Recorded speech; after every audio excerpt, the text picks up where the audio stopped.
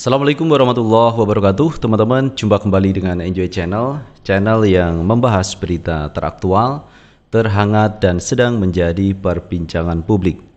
Sahabat Enjoy Channel, kali ini akan kita bahas mengenai pemerintah DKI Jakarta telah ditinggal oleh Anies Baswedan tidak menjadi gubernur DKI Jakarta. Setiap gubernur memang punya kebijakan masing-masing dan mungkin kebijakan yang diambil Pak Anies ini tidak dipakai oleh gubernur yang baru, Heru Budi.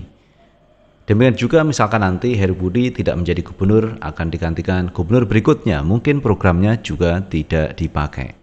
Nah, inilah yang kadang tidak terjadi kesinambungan program, teman ya. Bahkan kalau kita melihat ada beberapa proyek yang mungkin ini tidak dilanjutkan, itu bisa mungkin terjadi. Akhirnya proyek tersebut mangkrak. Dan itu adalah hal yang biasa yang kita lihat dari gubernur ke gubernur, dari presiden ke presiden. Ada proyek yang tidak teruskan, akhirnya mangkrak, dan itu bisa dijadikan bahan untuk memojokkan pejabat sebelumnya. Nah, itu yang bisa kita lihat, teman-teman, kebijakan-kebijakan yang tidak dilanjutkan oleh pejabat sesudahnya. Nah, kali ini teman-teman ada kebijakan dari Gubernur Heru akan melanjutkan proyek ERP, Electronic Road Pricing, yang dulunya ini tidak dipakai oleh Pak Anies Baswedan. Artinya Pak Anies tidak menggunakan proyek ini, karena proyek ini adalah proyek jalan berbayar di dalam kota DKI Jakarta. Karena ini akan memberatkan warga masyarakat kalau jalan-jalan itu berbayar. Dan saya sangat setuju dengan kebijakan Pak Anies tidak menggunakan proyek seperti ini. Karena proyek seperti ini tentunya akan memberatkan warga masyarakat yang ingin jalan saja harus bayar. Seperti yang kita lihat jalan tol itu kan dibayar. Jadi kenapa pemerintah kok tidak membuat program bahwa jalan tol itu tidak usah bayar, biar masyarakat rakyat itu senang. Ada fasilitas yang dibuat oleh pemerintah. Karena pada dasarnya jalan tol semua itu kan program dari pemerintah. Jadi kalau pemerintah tidak programkan proyek jalan tol, maka tidak jadi itu jalan tol. Tetapi sayangnya teman, semua jalan tol berbayar.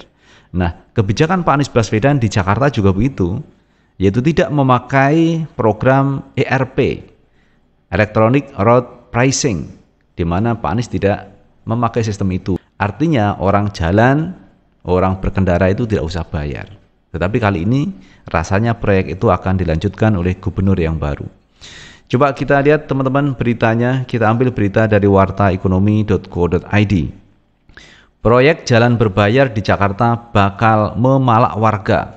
Pengamat bedah pengaruh Anies Baswedan saat jadi gubernur. Managing Director Political Economy and Policy Studies (PEPS) Antoni Budiawan menyoroti ERP, Electronic Road Pricing, atau jalan dalam kota berbayar. Proyek ERP sudah dilirik sejak lama untuk memalak warga, tetapi tertunda ketika Anies Baswedan naik jadi gubernur. Sekarang aji mumpung pejabat gubernur yang tidak ada mandat dari rakyat mau menghidupkan kembali ERP lagi. Siapa investor dalam semua ini? Cuit Antoni Budiawan di lini masa Twitternya dikutip fajar.co.id Sabtu 18 Februari 2023. Menurutnya ERP lebih kejam dari jalan tol bebas hambatan berbayar. Dalam hal jalan tol, masyarakat mempunyai pilihan apakah akan menggunakan jalan tol atau tidak. Karena selalu tersedia jalan alternatif non-tol. Tetapi dalam hal ERP, masyarakat harus melewati jalan berbayar tersebut kalau tujuannya berada di dalam kawasan ERP. Wah, ini memberatkan teman-teman ya. Sebenarnya kita punya jalan alternatif, tetapi kalau tujuannya satu tempat, itu harus melewati jalan ERP itu. Itulah yang menjadi kendala teman-teman, harus bayar. Pemerintah daerah Pemda DKI Jakarta berencana menerapkan ERP dalam waktu dekat. Sebenarnya wacana ERP sudah didengar jauh sebelum ini. Apakah ini merupakan proyek yang tertunda? Menurut Pemda DKI Jakarta, beber Antoni Budiawan, tujuan penerapan sistem ERP untuk mengatasi kemacetan Jakarta. Padahal Pemda Jakarta sudah menjalankan sistem ganjil genap sejak 2016. Untuk mengatasi kemacetan Jakarta tersebut. Lalu kenapa sekarang mau diganti dengan sistem berbayar ERP? Ada motif sebenarnya penerapan sistem ERP ini? Apakah hanya untuk pengadaan proyek semata atau untuk siapa? Tanya Antoni Budiawan.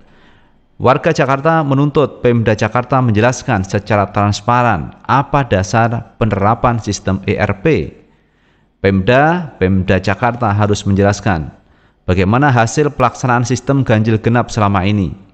Apakah sudah ada evaluasi atau kajiannya? Kalau sistem ganjil genap ternyata gagal mengatasi kemacetan sehingga mau diganti dengan ERP, Pemda Jakarta harus menyatakan secara terbuka kepada publik bahwa sistem ganjil genap yang sudah menyusahkan warga Jakarta sebagai kebijakan gagal.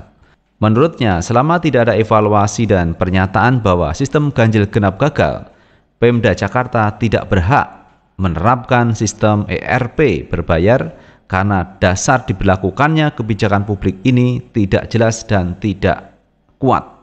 Terkesan hanya untuk pengadaan proyek saja untuk memeras warga.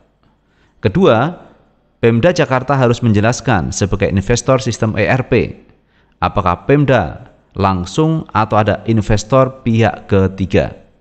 Kalau ada investor pihak ketiga, Pemda Jakarta harus menjelaskan bagaimana cara pengadaan sistem ERP tersebut. Apakah beli putus atau bagi hasil? Pemda Jakarta juga harus mengumumkan siapa investor pihak ketiga tersebut. Kalau bagi hasil, berapa untuk investor dan berapa untuk Pemda Jakarta? Kalau bagi hasil, pemberlakuan jam operasional ERP yang sangat panjang tersebut jam 5 sampai jam 22 patut diduga untuk menguntungkan investor. Ketiga, sistem ERP hanya diterapkan di negara maju dengan sistem transportasi sangat baik dan pendapatan per kapita sangat besar.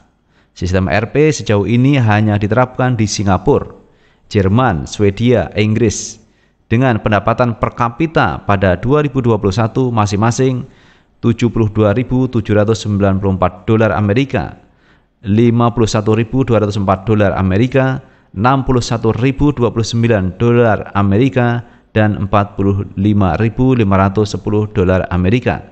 Sedangkan pendapatan per kapita Indonesia pada 2021 hanya $4.333 Amerika. Jadi kalau kita perbandingkan pendapatan per kapita Indonesia dibandingkan dengan Singapura, Jerman, Swedia, Inggris jauh teman-teman. Di sana sudah mencapai 72.000, 51.000, kemudian 61.000, 46.000. Indonesia hanya 4.000 teman-teman. Jadi ini kan perbandingan pendapatan per kapitanya jauh banget. Di sana sudah 70.000 sekian, di sini masih 4.000 sekian. Masa mau diterapkan ERP? Inilah yang menjadi keberatan warga DKI Jakarta.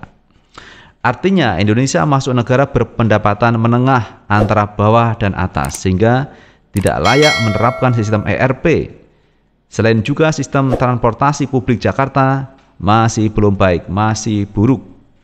Jangan sampai ketidakmampuan pejabat Pemda Jakarta dalam mengatasi kemacetan Jakarta dan kegagalan membangun transportasi publik dibebankan kepada warga Jakarta dengan cara menerapkan sistem berbayar ERP. Kebijakan publik seperti ini untuk menutupi kegagalan Pemda Jakarta tidak boleh terjadi. Maka itu warga Jakarta wajib menolak solusi mengatasi kemacetan dengan cara berbayar jelasnya. Nah itu sahabat Enjoy Channel, pandangan dari Managing Director Political Economy and Policy Studies PEPS Antoni Budiawan cukup jelas bahwa ERP atau Electronic Road Pricing itu akan membebani warga DKI Jakarta. Jadi ada tempat-tempat tertentu yang harus melewati ERP itu. Itulah yang menjadi masalah teman-teman. Kalau ada alternatif jalan lain yang tidak melewati ERP itu tidak ada kendala. Tetapi kalau harus melewati itu kan harus berbayar.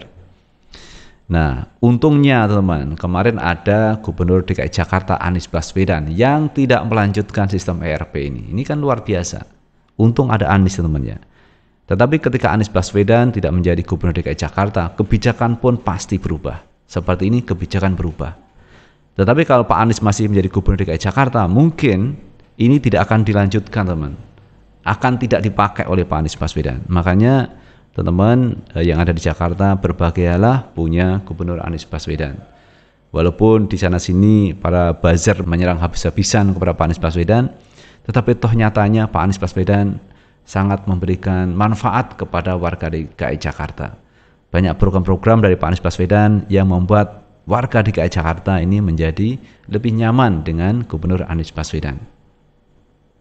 Tapi sayangnya teman-teman, Pak Anies Baswedan selalu mendapat serangan bertubi-tubi. Bahkan program-program dari Pak Anies Baswedan ini tidak didukung oleh pusat. Contohnya Formula E kemarin teman-teman. Pak Anies menggelar Formula E dalam rangka untuk memperkenalkan Indonesia di mata dunia. Formula E cukup berhasil, cukup sukses, dan itu diakui oleh pihak Formula E sendiri. Mengakui kesuksesan dan terbesar itu ada di Jakarta. Ini kan sesuatu yang luar biasa, cukup berhasil Formula E yang ada di Jakarta tanpa sokongan dari suntikan dana dari BUMN, Badan Usaha Milik Negara. Padahal pihak Pak Anies sudah mengajukan pembiayaan dari pihak BUMN untuk mensponsori, tetapi tidak satu pun dari BUMN yang mau mensponsori kegiatan Formula E. Kalau kita bandingkan di MotoGP Mandalika, ini banyak BUMN teman-teman yang memberikan sponsornya di kegiatan MotoGP Mandalika. Tetapi mengapa ketika Pak Anies menggelar Formula E kok tidak didukung oleh BUMN yang sebenarnya sudah diminta oleh pihak Pak Anies supaya mensponsori, tapi tidak satupun yang mau. Kenapa seperti itu? Nah, lagi-lagi kalau saya melihat ini ada faktor politik teman-teman. Karena Pak Anies ini diidentikan sebagai oposisi. Pak Anies mereka menyebut kadrun lah, intoleran lah, pokoknya label-label negatif itu diarahkan kepada Pak Anies Baswedan, sehingga mereka ini menjauh kepada Pak Anies Baswedan. Dan saya pikir hal seperti ini mestinya tidak terjadi, karena ini gelaran yang sifatnya internasional, yang mengangkat citra Indonesia, tetapi tidak disupport oleh negara kita seperti BUMN, tidak mensponsori. Padahal MotoGP Mandalika ini sponsornya luar biasa dari Badan Usaha Milik Negara. Nah, itu pun Formula E dipersoalkan. Katanya kasus-kasus di KPK ini kan luar biasa. Sudah tidak didukung oleh BUMN, sekarang digarap itu dikasuskan. Ini kan saya pikir sesuatu yang tidak adil menurut saya seperti ini. Mestinya teman-teman pihak pemerintah ini mensupport kegiatan-kegiatan yang sifatnya internasional, karena itu akan mengangkat citra Indonesia. Nah, itu sahabat Enjoy Channel yang bisa kita bagikan informasi mengenai ERP, Electronic Road Pricing. Ini menurut Antoni Budiawan sangat memberatkan warga, lebih berat daripada berbayar jalan tol teman-teman ya. ERP ini memberatkan. Tetapi ya itulah teman-teman, kebijakan tiap gubernur berbeda. Mudah-mudahan warga Jakarta diberikan kesehatan, keselamatan, dan kebahagiaan dengan gubernur yang baru ini. Terima kasih teman sudah menonton, dan jangan lupa like, subscribe, share, dan komen di channel ini agar kita bisa membangun channel ini menjadi lebih baik lagi. Sukses selalu. Assalamualaikum warahmatullahi wabarakatuh.